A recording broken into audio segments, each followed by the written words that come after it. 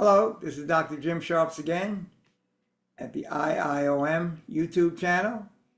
And this is part 2 of the session that we started previously, talking about being prepared for the summer by understanding and being able to apply the 8 laws of health. So preparedness, summer preparedness with the 8 laws of health. And just as a quick summary, we talked about the first 4 of those 8 laws of health. We talked about air, and air being the most important, the most significant. Everybody needs air. This is kind of obvious. Destroys bacteria, etc. And then we talked about water being the second one, the second most important requirement. We talked about sunlight and the energy in the sun. And then we talked about nutrition and how nutrition is very important because that's where we get all the nutrients for replacing all of our cells. So those were the first 4. And now let's talk about the last 4. And remember, there's going to be a little pop quiz at the end. Nutrition was the 4th one. And we said, how much does nutrition actually contribute? What percentage does nutrition contribute to your health and vitality? So you can be thinking about that as we go through these last 4 laws of health. And the next one is exercise.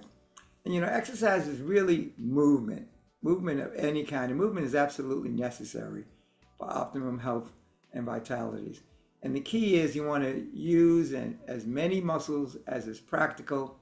And you want to have a variety of exercise. You want to incorporate strength, endurance, flexibility, based on your particular capacities, your age and your level of health, etc.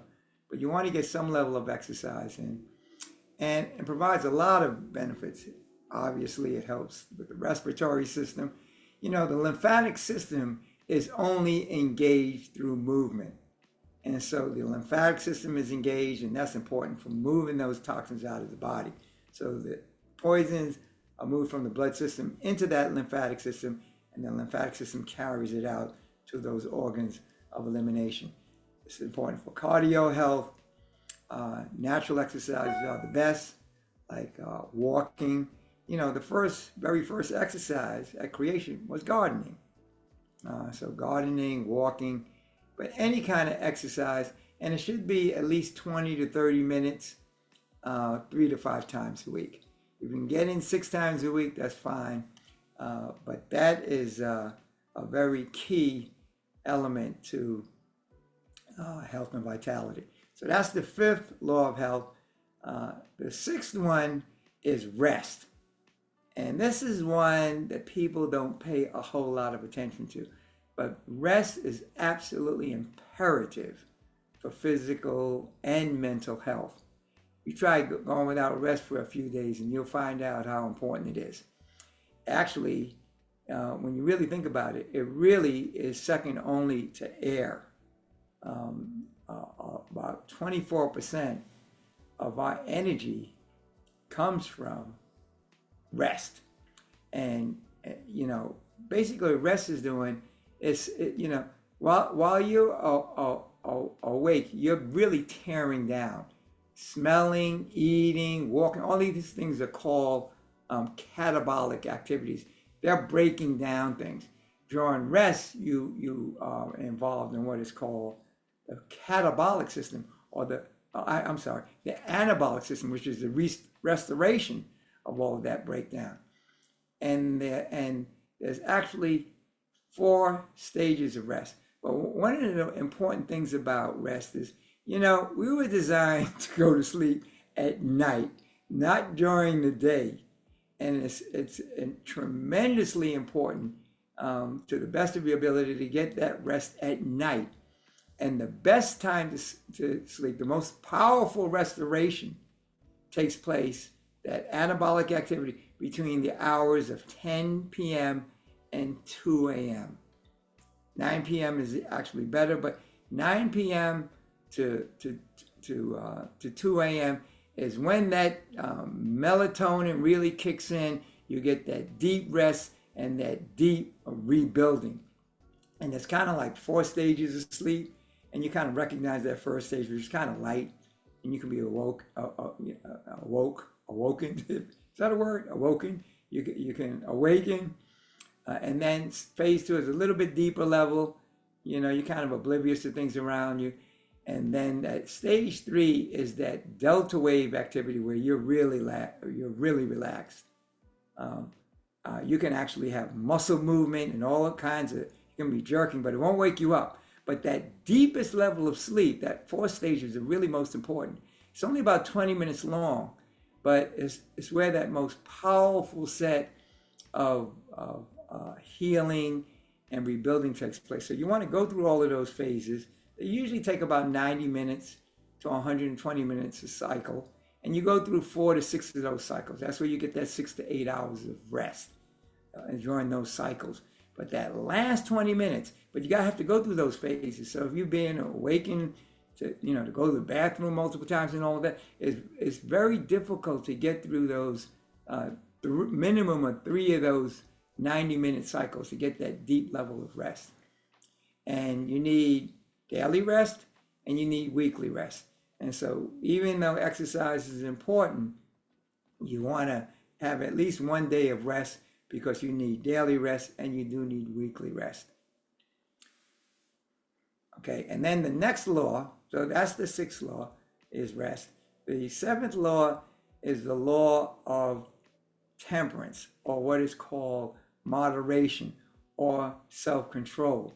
And this is the law that says you want to avoid all things that are harmful, but do those things that are good for you in moderation. So you're avoiding harmful things, but even good things you want to do in moderation. So you don't want to have too much oxygen. Actually, it'll cause a problem.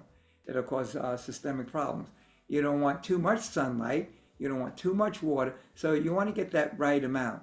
And so excess is a problem. Excess in diet, especially excess in the wrong kind of diet. Now, there are genetic predispositions that you need to be concerned about. But a lot of things aren't really genetic. They're called genetic because you tend to emulate and you have the same diet and lifestyle as your parents. So while there is a genetic element, it's not as powerful as people think. And you can actually change your genetics. Genetics usually works down to 4 generations, but you can start a whole new trend if you're observing these laws of health. So temperance, in a way, or the law of moderation, is kind of the underlying principle, as I kind of indicated, for all those other ones: the air, the water, the sunlight, the nutrition, the exercise, the rest. You don't want to be sleeping all day. That's a problem because then you're not getting the movement in. So it's kind of a balance. So you see how that fits. It's even important for this next one, this next law of health, the law of divine power, of trust in divine power, more specifically. And this is really important. God wants us to thrive and not just to survive. And it's for both our spiritual and our physical health. So he is the author of both the spiritual and the physical laws, all the physical laws of the universe, all of our physical laws. So we want to trust in him and honor the principles that he's given us. He's given us these laws of health, and without him, we can do nothing. If you look at the center of, when I talk about RBTI, right in the center, and I put out the 8 laws of health around, they're the kind of electrons that are going around, that right in the center is trust in divine power. Of course, he can actually overrule all of these laws, but he won't, because he knows that if he overrules them, then we just keep violating them all the time. So why have those laws?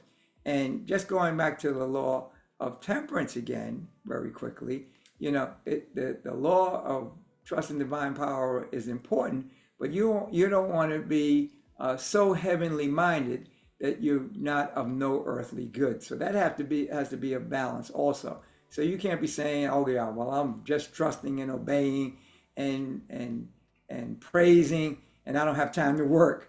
I don't have time to interact with other people. So it's a balance of all of these laws. And that's what's key about these 8 laws of health. It's about the integrated and balanced application of these laws of health, the integrated and comprehensive. So all of them are needed. It's not one and done. Integrated and comprehensive application of these laws based on your particular circumstances, but try to get as best a balance as you can based on your circumstances, based on your capacities, based on your lifestyle. And you'll find that if you honor these laws of health, and as you prepare for them, you're going to have a very happy and productive summer season. So it's really important. And now it's time for your test question. The test question, remember, is, so how much does nutrition contribute to your health and vitality? So you had a time to think about it from the last time, and you have time to think about it now, and you're going to be surprised to hear that nutrition actually contributes only 5% to your health and vitality. Okay, Dr. Jim, what are you talking about? We eat this. Yeah, eating is important. But let me just give you a scenario. You can live without food for 40 or more days. Actually, I did one of my internships at a supervising fasting facility, and we had this one person who fasted for 100 days. And actually, at the 80th day, he started to gain weight. So he's starting to get nutrients from the air. Now, he was over 300 pounds. So I wouldn't recommend that for everybody. But you can go quite a bit of time. You can also go without water, as you know. I think the record is like 30 days, but usually 5 to 10 days. Now, rest is another one of those things that you can't go without rest for more than 5 to 7 days. How many days can you go without air? You're right. You can't go without air for a few minutes. So you can have all the water you want. You can have all of the rest you want. You can have all the food you want, pumping in. If you don't have air, that's the most important. Now, if you remember back in the first first part of this topic, I said that air contributes 80% to your health and vitality, but you really have to break it up into 2 parts. There's the first part is the daylight hours, the first 16 hours, which is kind of like the first 70%, 2/3, 70%. And then the other third is your resting time. So you're breathing during all of that time. So it really breaks down to 56% of your energy comes from air, 24% comes from rest, 15% from water, and there's where the 5% comes from food. Very important. And it's important. And because it's only 5%, you want to take as much advantage as you can, making it as powerful as you can, so you're not impacting the other 95% by poor diet and lousy diet. So when you rest, you're building good cells, and you're complementing that air that you're coming in with other nutrients you need, of those 84 minerals that you get from food alone. You get some of it from the air also, but mostly of it from food. So that's basically it. So that's your, if you got that right, you passed the test. And as we said, as a bonus now, I did tell you that these are the laws of health, the 8 laws of health for preparing for a very happy and healthy summer season. But also, as we talked about, and you might want to look at some of the other presentations that we talked about on RBTI, where you can actually analyze and measure how well you are honoring those 8 laws of health. So that's it for now. Hopefully, this is very helpful for you. I would ask you to ring the notification bell below so that you can continue to receive health updates. And so I want to wish you, as the summer is quickly coming, a very happy summer. But until I see you the next time, I want to wish you health, happiness, and God's richest blessings. Bye for now. God bless.